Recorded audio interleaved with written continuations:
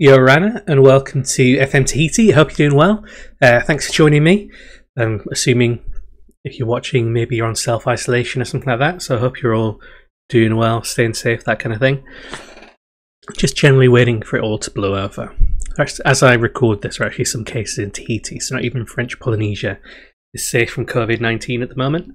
But what I'm going to be doing in this episode, rather than talking about viruses, is playing a cup match against Tupai, so the Inter-Island Cup against Tupai. We've played a few games since the last kind of recording, which I think was all the way back when we played the Rangiroa Sharks.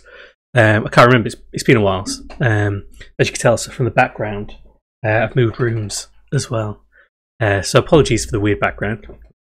I guess I could get a green screen at some point, but you could just, ignore the cupboards. Just do that. So we played Rangiroa Sharks in the Mutiny Trophy semi-final. We lost 2-3. We lost 4-2 against Mauti. Tahoni and Riviera scoring there. We lost 2-1 against Taha. We managed to get a goal from Penny Vakatapu, but that was about it. We lost against the Reefers, which actually I think this might have been the one. That was the last recording against the Reefers. We lost 3-1 with SQ getting goal. Then we beat Tupai in the league, so we beat them 4-1. With Tahoni, Vakatapu and SQ getting involved there. We beat the Eruptors 2-1. Actually, maybe this was the last match. I really can't remember. It's been quite a while since I recorded. But we beat them 2-1. Then we beat Walpia 2-1 as well, with Parmentier getting a rare goal. And now we've got Tupai in the Inter-Island Cup. So this is our last opportunity, really, at silverware for this season, unless we win the title somehow. And if we look at the league, we're actually in second place. So 16 games played, 32 points, but we are still 8 points behind Hitiraa, the Reefers. They've only lost 2 games all season. So, yeah. It's a bit of a gap. We could. It's just normal cough. Don't worry. I've got COVID. We could overhaul that kind of 8-point difference. Might be a little bit tricky. We definitely need to beat them the next time we play them, rather than sort of capitulating and losing again. Let's see how we get on in this match. A few of our youth players already involved elsewhere. That's a bit of a pain. Quite a few of them as well. Bring them on. That's about it, really. Everyone else is kind of not real or ineligible. Probably going to need to sort this out. So we'll go with this. Tahoni, Vakatapu, Riviera, Esaku, Tuathan Glurka, Uatani, who I'm potentially replacing with this guy. So Adrian Renard we've got on trial. He's rated really highly. Meant to be star player. He played for Bora Bora previously, so we might be replacing Otani in the long run. And then we've got Funaki, Parmentier, Muavesi, and Fa'apoi. And Muavesi is injured. No, worse. Injured and ineligible. Yeah, we tried to bring him on, it didn't drag. There we go. That will have to do. It's the problem with having sort of players in the youth team and in the senior team spread across the two. It's a bit of a pain sometimes when matches collide. I should really pay more attention to that. Right, let's see how we do. A nice little away kit. Tupai in their Inter Milan style kits. This is going to block our view, isn't it?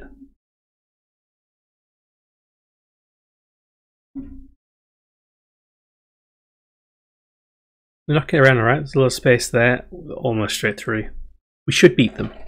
We beat them recently, we beat them well. We're in reasonable form. We've just got a few personnel issues, I think. That might be the sticking point for us in the long run. Vakatapu goes back, Turney goes wide, Esaku. In it goes. There's a lot of backwards and forwards there until a free kick eventually goes their way. Yeah, it's sorry, I keep coughing. It's a little bit weird. Oh, there we go. Jordan Esaku snuck in there. They should have picked him up.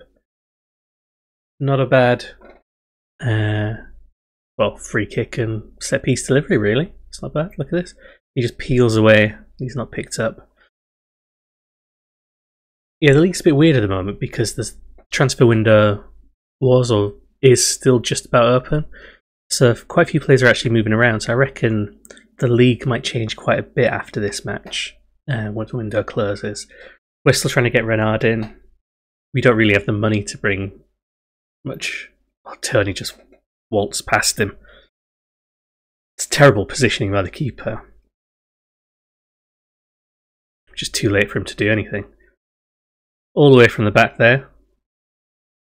Long ball. Yes, I think things will change. Hopefully we'll keep our position, because even though we can't do massive, good free kicks. Plenty of goals in this match.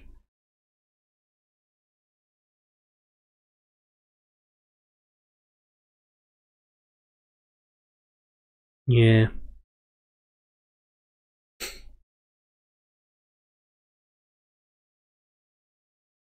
I think just replacing that central defence position, I say replacing, upgrading, gives us a bit more depth as well. That should improve us generally.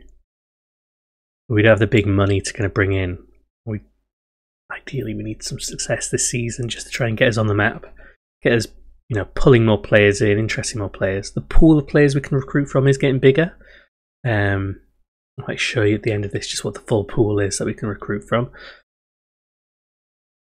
Sometimes they want too much though. So this Adrian Renard guy that we're trying to bring in, he wanted something like £250 plus 20% wage rise, 20% some other kind of wage rise or bonus as well. I'm not sure what it was for. And we couldn't afford all that. We couldn't afford £250. The most we could offer was 170 at that point. So we managed to talk him down. We had to give him a big signing on fee and promise him various bits and pieces. Hopefully he's worth it, and if he isn't, he's just one player, and one player will bankrupt us, not with that. Considering we're already on our way to bankruptcy anyway. What? That was quite a solo strike, yeah, we'll give him that. Leathered that one in. Pinged off his foot like nothing. There's plenty of space, still got space. That's it. At this point I'm thinking maybe he's going to pass it. No, roof for the net. It is nice to see this tactic still works though. I've got an offline save where I've moved right off. Tony's almost through. Yeah, an offline save where I went from Xanthi in the Greek Super League. Then managed to take over AFC Wimbledon. Managed to save them from being in the relegation spot. We actually ended up in the playoff spots by the end of the season, and we won. We also got to the final of the leasing.com trophy, or whatever the Johnston Paint trophy is now. And he's all using this tactic, this exact same tactic, the Belfast Diamond. So the fact it's not working as well in my Belfast save is kind of telling me it's more personnel based than it is anything else. So I keep thinking I'm just going to go back to it in the Belfast one, but that's for the Belfast save. Go watch that. Also go watch the Oblique Kick game series where they're doing the kind of creators draft cup. We're not necessarily playing each other, but we've got teams, so I've got Hoof FC in that, and again I'm going to use this tactic with them to hopefully does the job. Whenever I've been practicing and sort of simulating the league, it doesn't work that well with my Hoof FC team with the likes of Catamol and Pepe. Contoni just through. Let's bring on Alwyn. Let's bring on Vea, Bakatapu, and Tout Tuiaki on the right instead of Tuafangaloka. The names are starting to roll off the tongue now in the second season. Riviera in. 3-1 seems like a safe bet. Cup-wise, I'll probably come back recording for the Cup when we get the later stages, so maybe semi-final stage if we get there. We'll come back for some of that action, but otherwise we'll carry on concentrating on the league. And I might have to check and see when the French Cup draws so we can see how the teams do. Now we've established that our players should be eligible. See how everyone else does in the French Cup.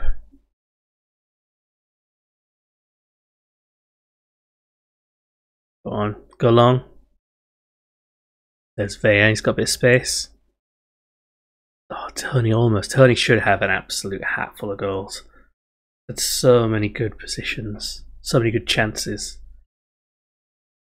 Only 4 of our fans have gone all the way over to Tupai to watch this. It's fair enough. There's not much else on the island to do other than watch this match. Go bird watching, harvest some coconuts. That's pretty much all that's going on Tupai.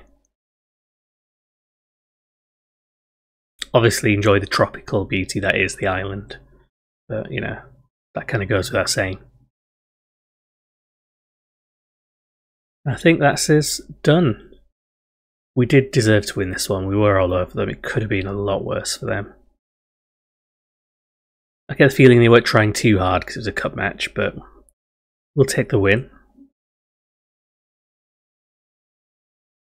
There we go. So we should be through to the next round then. Good win, boys. Well done. Well done. £500 for winning that. A little bit of money. Let's see who we're going to get drawn against. So we're going to get the Eels, the reigning champions in terms of the Premiership.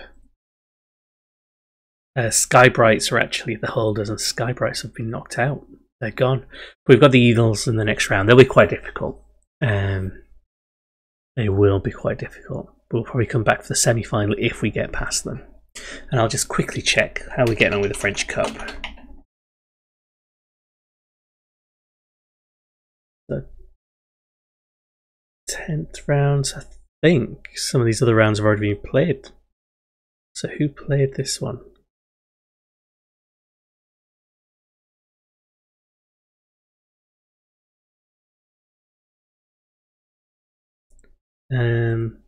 Sixth or 7th round.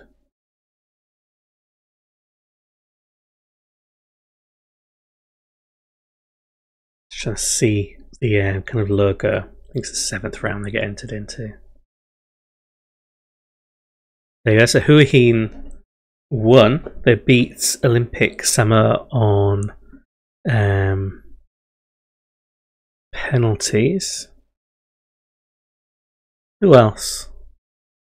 Manuel lost.